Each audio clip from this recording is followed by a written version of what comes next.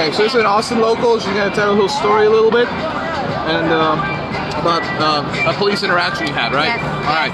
So hi everybody, thank you for sharing. I don't know where to begin. My name is Linda Nuno.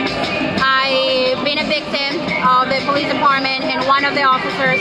I can't share the name of the officer because I was bound by a gag order. A judge signed a court order ordering me not to share my story because it's so unbelievable, honestly. So long story short, an officer got infatuated. He got a little obsessed. He's been harassing me for 9 years. I was engaged at the time when I met him. My ex-fiance and I, he's a good guy. I mean, his name is Christopher Bush. We were engaged for over a year and a half. Anyway, one time we had an altercation and the cops were called, and that's how I met this officer. And since then, he got a little bit too obsessed. That's the way to say it. That's not the way. So he got obsessed and he started coming into the apartments and parking the police car outside, although we weren't having any issues whatsoever. Anyway, he starts stalking Christopher, following him to his job. Then we will bump into him at HEB. We will bump into him here and there. Anyway, long story short, we broke up, Brian and I, and everything went to hell from there because he now started like pursuing more and more and more and more. And since I didn't have Christopher to defend or, you know, me, I supposed to be available, I guess.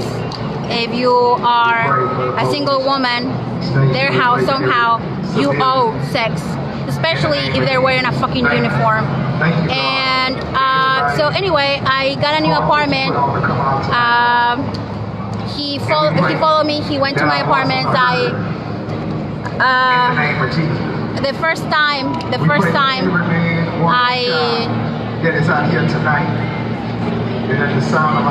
I had a.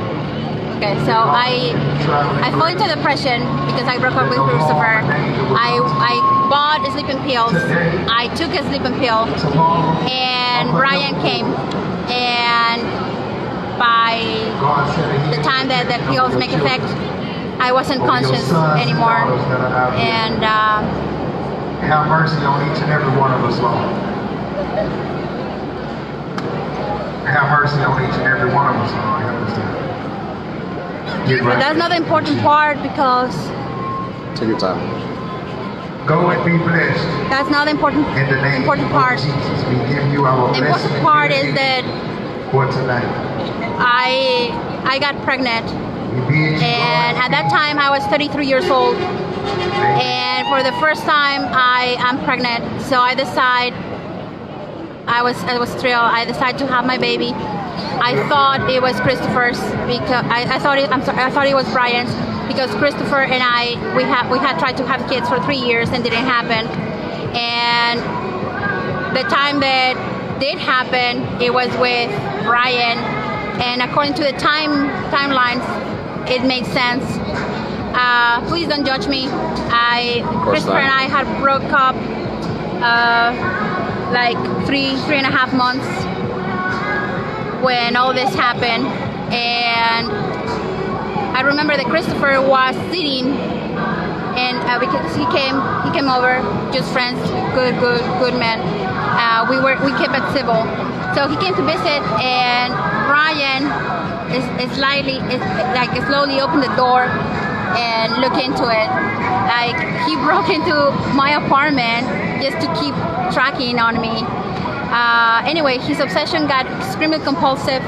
I will go to the groceries and suddenly seeing him, you know, just hiding behind the alleys. And by the time that I got pregnant, his psychosis went farther and farther and farther. By the time that I got pregnant, I thought it was his. I really thought it was his. He thought it was his too. I finally ended up moving in with him. He took me to Paris, proposed beneath the tower. I said no, because that never should have even happened.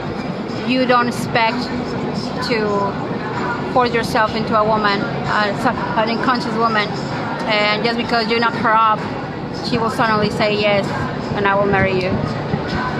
That will never happen. And anyway, so I told him that we could be parents. He could have, his time in his house, and I will have my time with my baby in my house. That didn't help. That didn't help at all. The problem with officers is that they develop a God complex. And if you think you're being victims of police officers because you have one encounter with a police officer maybe once a month or once a week, what society is not talking about is the women who are being abused and experience real domestic violence at the hands of these bastards, because they not only have the gun, they don't only have the connections, they don't only have the uniform, the team badge, they develop and feel the thing they're entitled because they look at themselves like heroes, and therefore they have to be adored, and their voice is law at home too. And so I'm just talking about real domestic violence and how women who had been divorced of any law enforcement, divorced of any judge, divorced of any lawyer, they do use their power to shut us down. Unfortunately, Brian started using my child as a pawn, like every bitter ex, because he couldn't, get over his bruised ego. And a lot of things has happened. When Tiffany was a month old, I called it quits. I just couldn't stand it anymore, the micromanagement. I wasn't even allowed to take a shower by myself. I had to eat the rations and the brands that he will allow. So I called it quits as soon as I have my baby. She was a month old. And then after that, I went to McAllen. And he was very insisting that I should put Tiffany in a daycare. Although I have money, I have my savings at the time anyway, and I could afford to be a stay-home mom. And he was very, very insisting in the fact that Tiffany at 1 month old should have interaction. A month-old baby needs his mother or her mother. That's what a baby needs.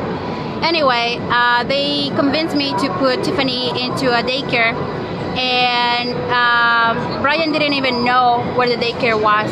He went into the daycare, and the time that she was 5 months old, he went into the daycare and kidnapped my child. So he brought her to Austin because I was in McAllen. This happened in Edinburgh. They're very close together, Edinburgh and McAllen. And the daycare name is Mini Minds. Anyway, he kidnapped her from there. He brought her here, and then of course I called the police. I make a report about the kidnapping. I had to wait until the next day because the courts were closed. After that, the judge signed an expedite order, which I didn't know what it was at the time, but it's very self-explanatory. And he granted me full custody of my child. So I came with that court order, armed with that court order, and it said clearly there that I was entitled to deliver myself. So I went over there, and by the time that I got there, which he didn't even knew that I was coming, there was 2 patrols. He had a personal escort patrols at his property. There was 2 patrols waiting for me. And so I served them the papers. I remember officer by the name Rosa, and I told him that I had these papers, and they were like, I'm not gonna take any papers. I don't care what the papers say. just get out of here or I'm gonna arrest you. And I was like, no, I have the right to be here. I need to take my baby. I have a court order saying that I'm allowed to take my baby back. And sure enough, they put me in handcuffs and give me a warrant for trespassing, although I had a court order. And I left the property. I had no choice. I left the property, and then they call me and they tell me to go to this parking lot, a dark parking lot in the middle of Pecan Street here in Pflugerville. And they tell me, okay, let me see the court order. So I give him the papers, and he started ripping the things out of the court order and throwing it in my face and tell me, you don't even know how to read. You don't even know what this is. You don't even know what this says. And then, unfortunately, just by coincidence, mere pure coincidence, one of the statements, it was an affidavit. And the person who certified, the notarized, the affidavit, her name was the same than me. And it was just a pure coincidence.